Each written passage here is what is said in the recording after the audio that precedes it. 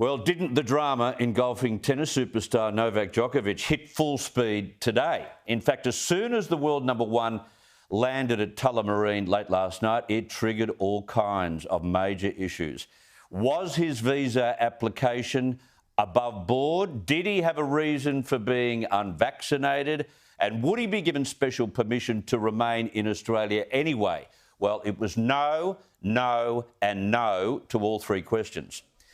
Now, in the last 15 minutes, his lawyers have won a 3-day reprieve for the tennis star to remain in the country while the federal court meets again on Monday. Now, his lawyers are fighting to overturn a decision by the Australian Border Force to have him deported back to Europe.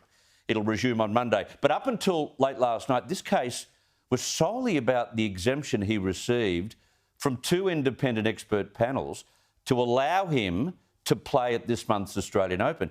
He became public enemy number one, as we all wondered on what possible basis could an unvaccinated Djokovic earn the right to play in a stadium of fully vaccinated fans.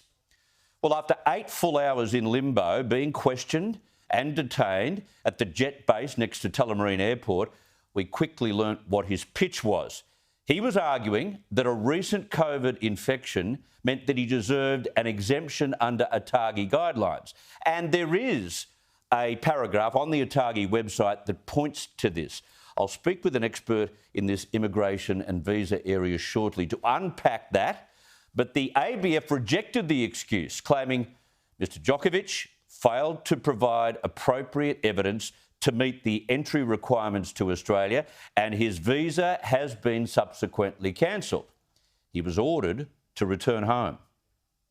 Rules are rules, and there are no special cases. Rules are rules. It's what I said to you yesterday. That's the policy of the government and has been our government's strong border protection policies, and particularly in relation to the pandemic, that has ensured that Australia has one of the lowest death rates from COVID anywhere in the world. It's now emerged that under current protocols, contracting COVID-19 within 6 months of arriving in Australia is no reason for any unvaccinated traveller to obtain an exemption to enter the country. Ultimately, this is the responsibility of the traveller.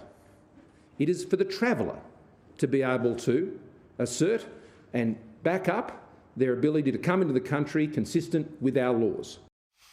But it got rather farcical in the process of this today because as Djokovic's lengthy detention was ongoing, it sparked fiery reaction from as high up as the Serbian president.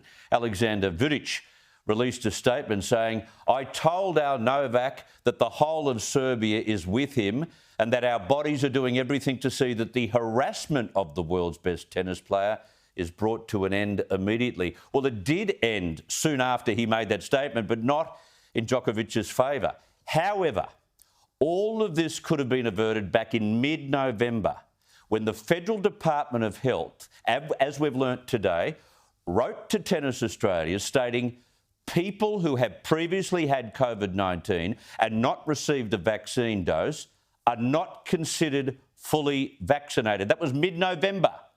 So to be fair to Djokovic, he was given an absolute bum steer by Tennis Australia, especially having been told he not only could apply for an exemption, but he had an exemption to play in the Australian Open, which is why he flew out on an Emirates plane overnight. It's more an embarrassment and a stuff-up by Australia, by Tennis Australia, than anything poorly executed by Djokovic or any member of his team. Now, soon after the decision this morning, Djokovic appointed lawyers to have the deportation order overturned and was then escorted to the infamous Park Hotel in Carlton. That's the Victorian quarantine hotel where recent detainees were served meals containing maggots from one disgrace to another.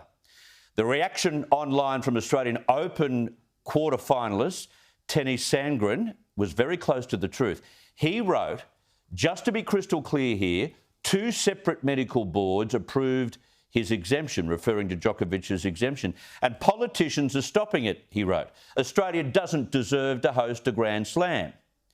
Now, there's little evidence of any politician playing a role in today's decision, but he's dead right to question whether we deserve a Grand Slam. How could Tennis Australia boss Craig Tiley ignore such crucial federal advice and communication in mid-November and give all unvaccinated players such false hope?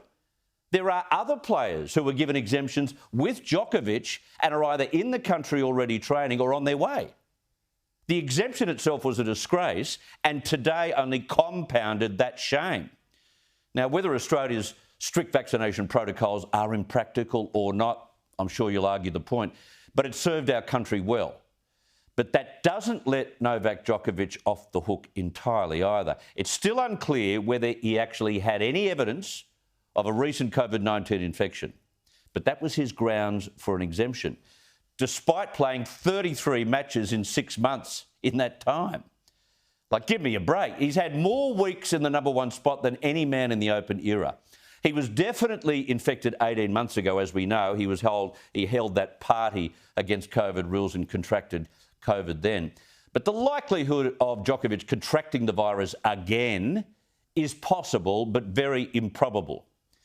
The only serious condition Novak Djokovic was suffering from was the fact he's been a firm anti-vaxxer all along.